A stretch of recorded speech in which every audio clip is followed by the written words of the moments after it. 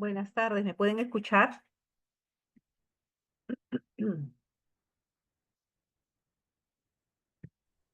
Buenas tardes, doctora, sí se la escucha. Sí, un favor, si tengo inconvenientes para compartir las imágenes, por favor me esperan unos segundos para poder compartir la imagen. Gracias.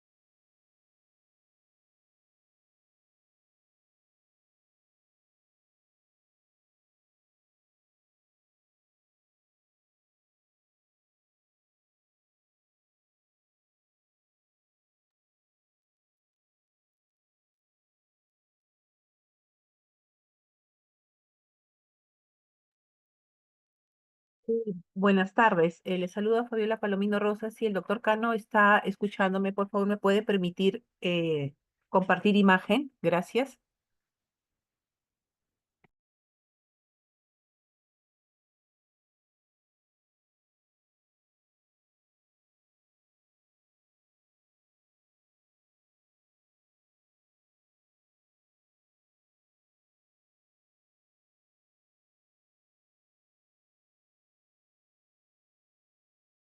Muy bien, gracias. Ahora sí, no sé si me pueden escuchar y ver la imagen.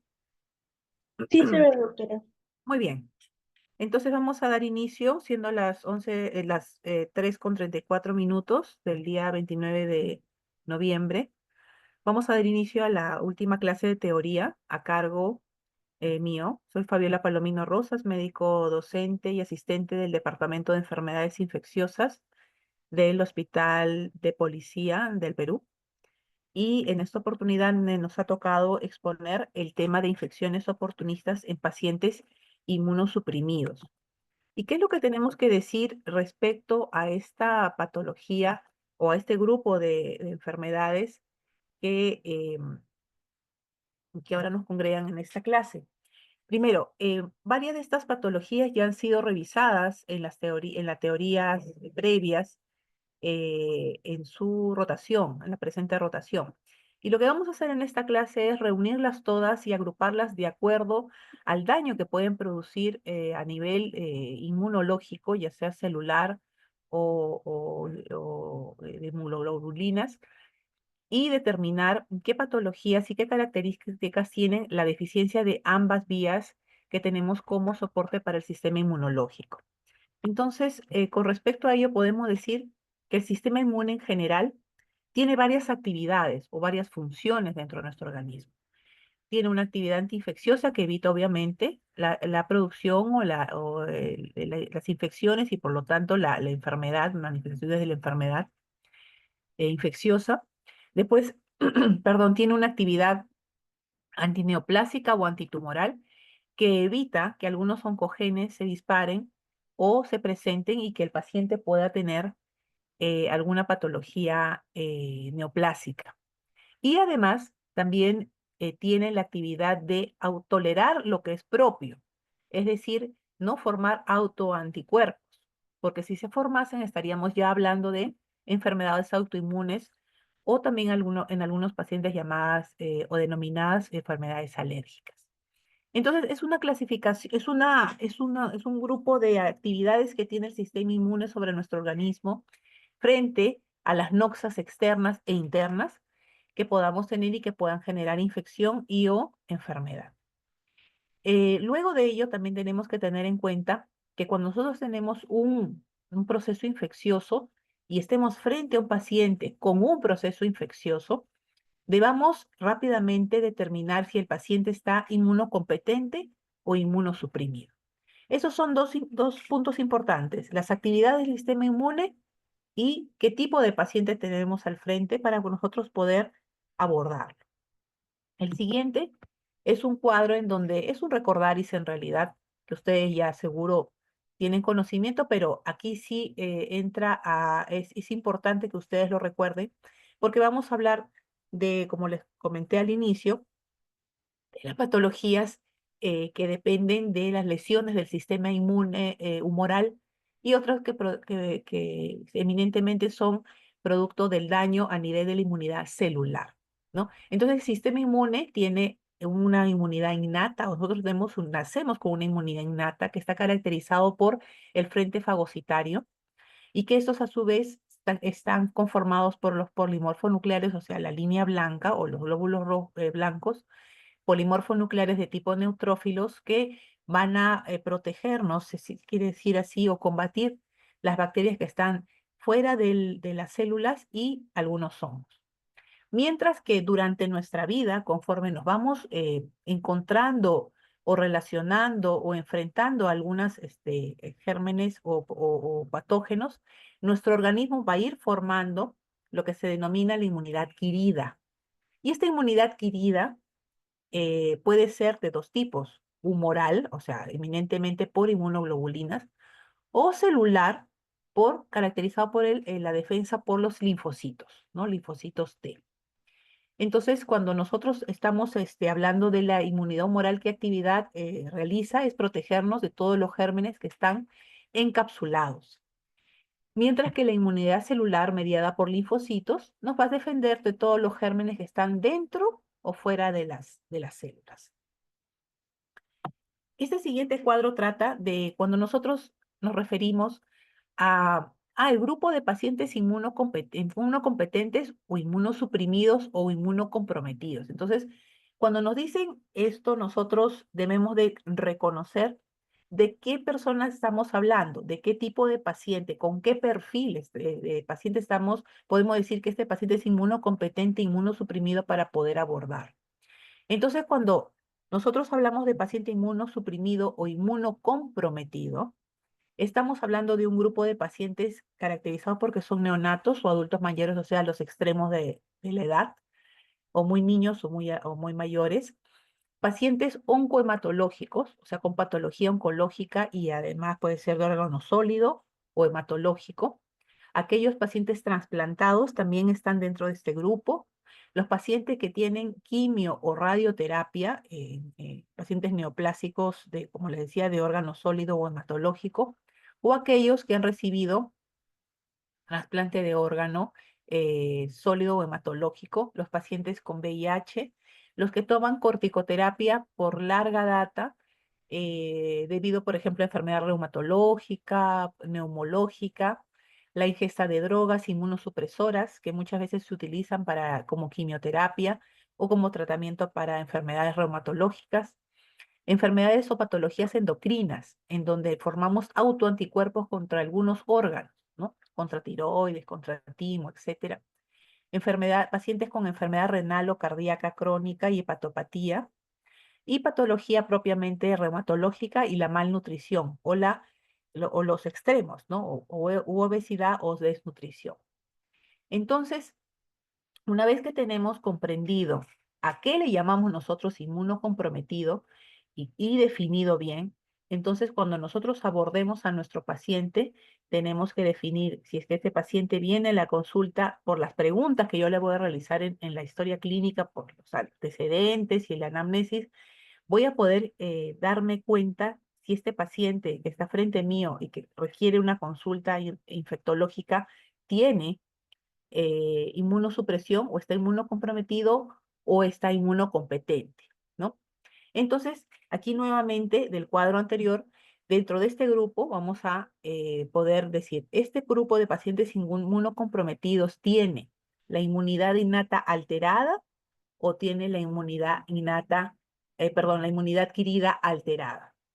Entonces, cuando un paciente inmunocomprometido tiene la inmunidad innata alterada, generalmente son los pacientes que se caracterizan por presentar neutropenia de cualquier origen, pero neutropenia, es decir, disminución de la cantidad de neutrófilos. Pero, ¿qué caracteriza al paciente inmunocomprometido con la inmunidad adquirida deprimida o alterada? Son dos grupos, ¿no? Unos que no forman o que forman muy poca inmunoglobulina, que son los pacientes con déficit de alteración de inmunidad humoral, y los pacientes que tienen déficit o alteración de la inmunidad celular, dependiente de los linfocitos. Entonces, teniendo este cuadro un poco más amplio de conocimientos, nosotros vamos a poder decir que algunas enfermedades pueden producir alteración en la inmunidad innata, adquirida, ya sea celular o por inmunoglobulinas. O, perdón, o, claro, por inmunoglobulinas. Entonces, comencemos por el primer grupo de los pacientes que son o que tienen neutropenia, ¿no? Los pacientes con neutropenia son los pacientes que dentro del grupo de los glóbulos blancos, los neutrófilos, disminuyen en su cantidad, que pueden ser menos de 1000, con neutropenia significativa, de neutropenia severa con menos de 500 y muy severa con menos de 100 neutrófilos por milímetro cúbico. ¿Y a qué se dedican los neutrófilos? Básicamente están encargados de combatir o lesionar a las bacterias que están fuera de las células, ¿no? Las bacterias extracelulares no encapsuladas y algunos hongos levaduriformes y filamentosos, ¿no? Y esta patología, la neutropenia, corresponde, es el defecto inmunológico más importante del componente fagocitario innato, ¿no? Es importante también reconocerlo porque necesitamos para su definición o para ubicar al paciente necesitamos realizarle un hemograma y realizar o ver el conteo de neutrófilos en ese paciente.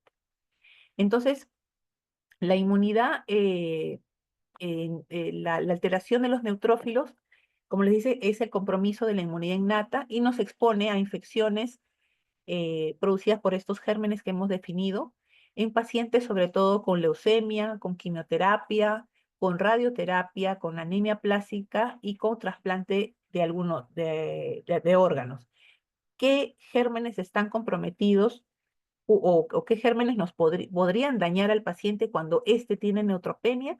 Tenemos dentro del grupo de las bacterias extracelulares no encapsuladas los bacilos gram negativos aerobios, como las enterobacterias, el Escherichia coli, la Klebsiella pneumoniae y Enterobacter. Y aquellas que no son enterobacterias, tenemos a la Pseudomonas aeruginosa, el Acinetobacter y la Stenotrophomona maltophilia. También tenemos a los cocos gram positivos aerobios, como el Staphylococcus aureus, el Staphylococcus coagulasa negativo, el Enterococcus fecalis y el Faecio. Y dentro de los anaerobios, los más conocidos, la familia de Clostridium. Pero no solamente los neutrófilos nos protegen de las bacterias extracelulares no encapsuladas, sino también de algunos hongos. Los levaturiformes a la cabeza cándida, que puede ser albicans o del grupo o de las especies no albicans, y de los filamentosos como el aspergillus o el mucor, por ejemplo. Entonces, nuestra inmunidad innata, al lesionarse, estos gérmenes son los que posiblemente nosotros podamos o tengamos un paciente con la afección de estos gérmenes y podamos iniciar tratamiento empírico hasta que nos lleguen los cultivos, ¿no? Dependiendo del germen. ¿Qué focos posibles de infección pueden generar? Pueden generar estos gérmenes infección a nivel de orofaringe, a nivel sanguíneo, una bacteriemia, a nivel neumológico, gastrointestinal. Y es muy importante que nosotros podamos realizar en el paciente para definir si este paciente tiene neutropenia, además del hemograma, realizarle cultivos y exámenes propios del compromiso del órgano. Por ejemplo, una radiografía de tórax o de abdomen, una ecografía, hemocultivos, urocultivos, pancultivos, que dentro de ellos está el mielocultivo. Ahora, cuando nosotros tenemos un paciente que viene con un cuadro infeccioso y que viene acompañado con neutropenia, además de clasificarlo si es leve, moderada, severa o muy severa, nosotros podemos iniciar tratamiento con medicamentos que puedan cubrir o afectar los gérmenes que hemos visto en el cuadro anterior. Dice la literatura lo más pronto posible, ¿no? Dentro de las primeras horas de haber sido diagnosticado el paciente hasta ver luego los cultivos o los resultados, ¿no? Y el tratamiento obviamente va a ser empírico, porque yo, si catalogo un paciente con neutropenia febril, voy a pensar en todos los gérmenes que hemos visto en el cuadro anterior y voy a poder brindar el tratamiento antibiótico correcto. Antes del inicio del tratamiento tengo que tomarle una muestra de sangre o de fluido del órgano comprometido y, iniciar tratamiento antibiótico, que generalmente, por no decir siempre, se realiza a nivel por vía endovenosa, parenteral endovenosa. Puede ser con uno o dos fármacos o hasta tres, dependiendo, no puede ser dos antibióticos, un antimicótico, dependiendo cómo se encuentre el paciente, su estado general, y que estos antibióticos que yo busque sean de acción bactericida, evitar los bacteriostáticos y también fungicidas, si es que estoy utilizando antimicóticos.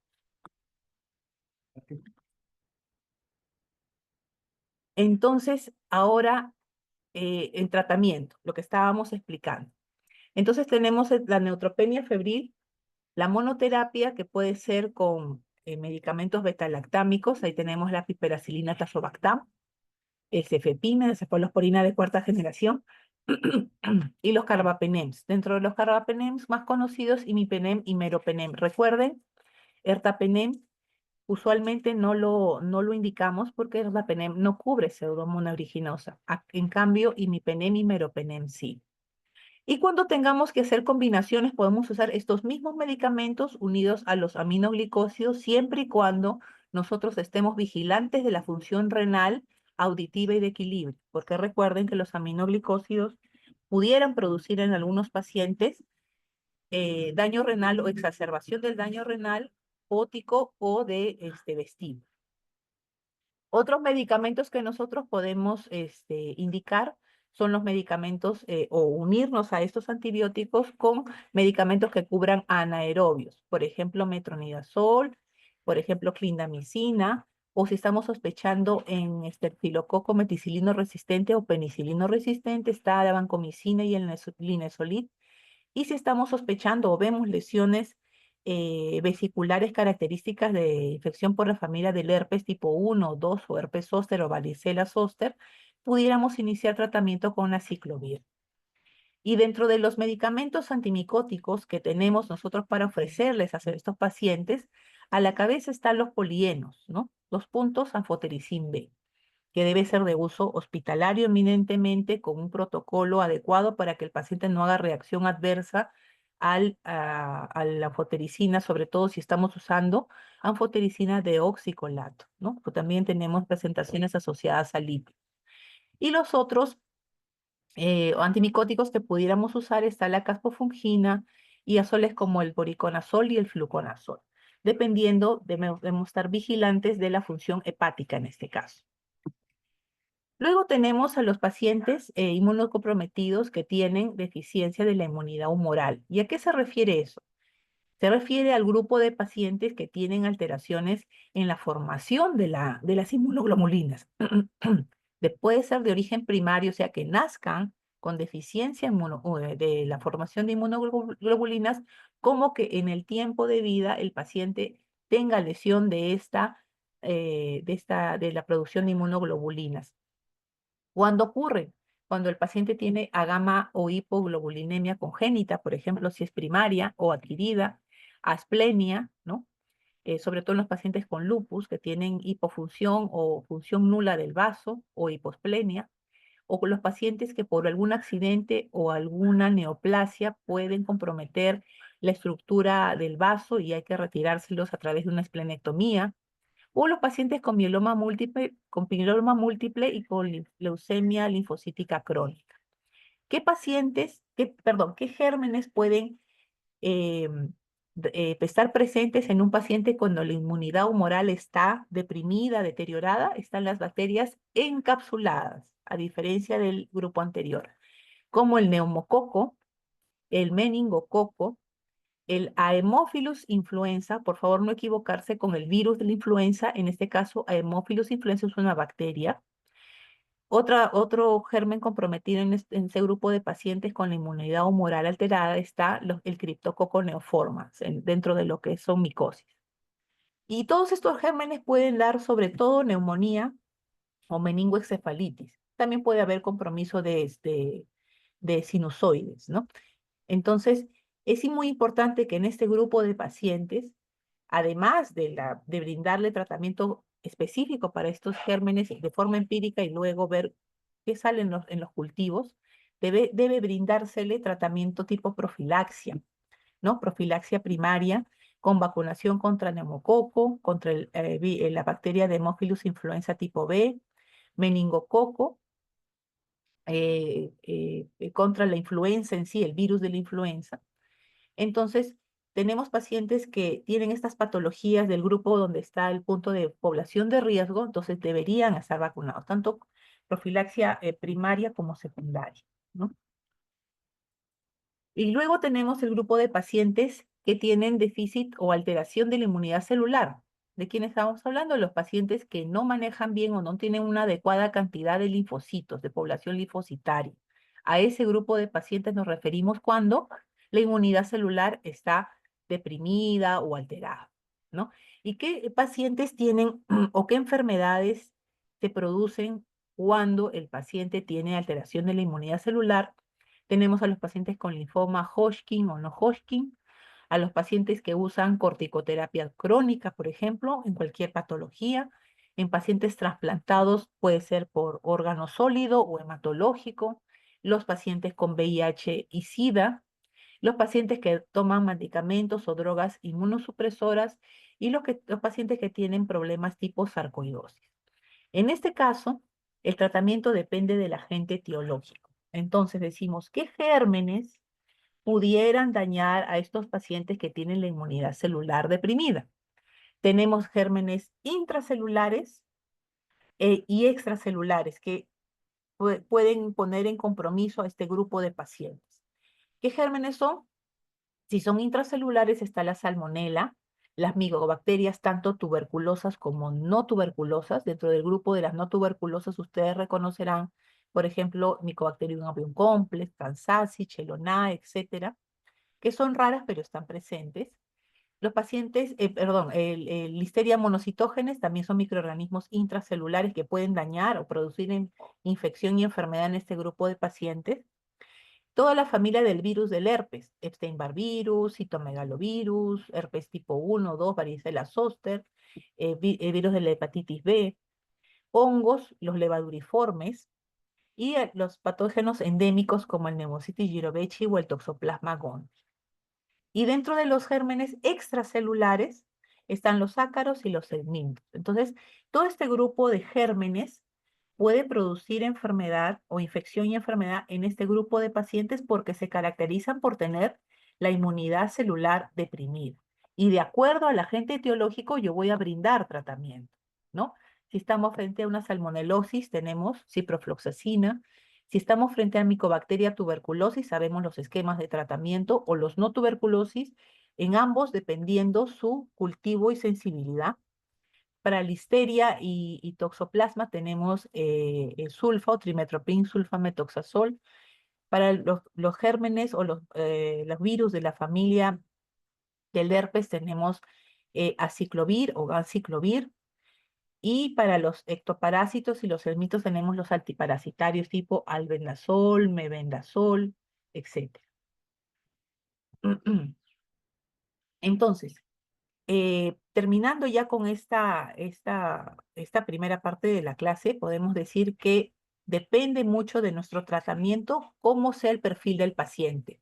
Si está inmunocomprometido y aún así, ¿qué línea de alteración tiene el paciente? Si tiene alteración de la inmunidad innata o adquirida, ¿no? Ahora también hay infecciones en inmunocomprometidos que están relacionados al tratamiento que se les brinda. Es decir, un paciente, por ejemplo, con quimio o radioterapia por una neoplasia, vamos a bajar su inmunidad, vamos a suprimirla para que por un lado, para que se evite la replicación rápida de las células tumorales, pero por otro lado, también la inmunidad adquirida se va a ver comprometida, ¿no? Entonces son estos pacientes o los que toman, por ejemplo, inmunosupresores o anticuerpos monoclonales, ¿no? Y por otro lado, son los pacientes a los cuales nosotros los exponemos a procedimientos invasivos que son necesarios muchas veces para salvar la vida del paciente, como son pacientes que les ponemos sondas vesicales, catéteres, líneas arteriales, le colocamos intubación para ventilación mecánica o una cirugía electiva o de emergencia o nutrición parenteral total. Entonces, este grupo de pacientes también puede presentar infecciones, más aún si es que estamos dentro del hospital, estas son las infecciones asociadas al cuidado sanitario, y más aún si el paciente es inmunocomprometido, ¿no? También estos pacientes pueden sufrir infecciones relacionadas con el lugar de procedencia, digamos enfermedades que están en relación con la epidemiología. Dónde han nacido, de dónde proceden, qué tipo de características o enfermedades endémicas infecciosas se encuentran en la zona de procedencia, etcétera. Y para todo el enfoque de tratamiento de estos pacientes, además de la cobertura antibiótica, de conocer qué gérmenes pueden estar produciendo daño y de brindarle tratamiento farmacológico, por otro lado, esto debe ir de la mano con medidas de control y prevención de infecciones, o sea, medidas o normas de bioseguridad estándar y universales que nosotros conocemos. O sea, no hacemos nada si solamente nos dedicamos a tratar a los pacientes, no le tomamos cultivo, no usamos equipos de protección personal, estamos rompiendo el ciclo y no vamos a poder llegar al éxito favorable en el paciente. Entonces, aparte de su tratamiento antibiótico y del abordaje que ustedes hagan para determinar qué enfermedad tiene el paciente y quién lo está produciendo, el trato al paciente y el manejo del paciente debe ser desarrollado bajo estricto control de bioseguridad, de protección, tanto del personal de salud como del paciente que están tratando. Y segundo, el uso adecuado de fármacos antimicrobianos, o sea, el uso racional de uso de fármacos antimicrobianos y además de biomédicos. Biomédicos estamos hablando de catéteres, de sondas. Entonces yo lo que debo definir o hacer con mi paciente es diagnosticarlo adecuadamente, brindarle el tratamiento farmacológico debido, proteger al paciente de otros gérmenes, que se infecte de otros gérmenes, proteger al personal de salud, protegerme como médico y los medicamentos que yo estoy usando, brindarlos por un tiempo y por unas dosis adecuadas, ¿no? Teniendo en consideración si tengo el germen demostrado en un cultivo o en una lámina, una biopsia, o si estoy en tratamiento empírico hasta esperar el cultivo, el resultado del cultivo. Entonces, si yo voy a indicar antifúngicos, en mi plan ya debo definir cuántos días yo voy a utilizar este fármaco y debo proponerme, si el paciente no responde en tantas horas o en tantos días, pues rotar la medicación o suspenderla, o generar de repente una junta médica y poder brindarle lo mejor al paciente. Solo ustedes van a saber y su equipo de trabajo cómo responde el paciente a su tratamiento, ¿no? No solamente farmacológico, sino las medidas de bioseguridad para ustedes y para su paciente. Muy bien, esto ha sido todo por la clase. Si tienen alguna duda, alguna interrogante con respecto a la misma, pueden realizar sus preguntas, por favor.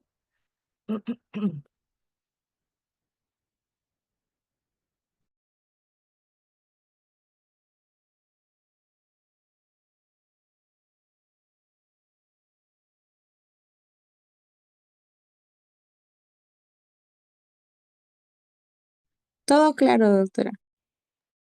Muy bien, gracias, mandamiento. Entonces, muchas gracias por su atención. Espero que haya sido de provecho. Es lo que se ha querido hacer con esta clase es unir todas las tratar de unir todas las patologías y clasificarlas de acuerdo a al déficit inmunitario que tiene el paciente, para que ustedes puedan abordar adecuadamente al paciente y puedan hacer unidad clínica también con los resultados que ustedes obtengan y las medidas de prevención que ustedes realicen. Muchas gracias por su atención. Espero que haya sido de provecho esta clase. Gracias.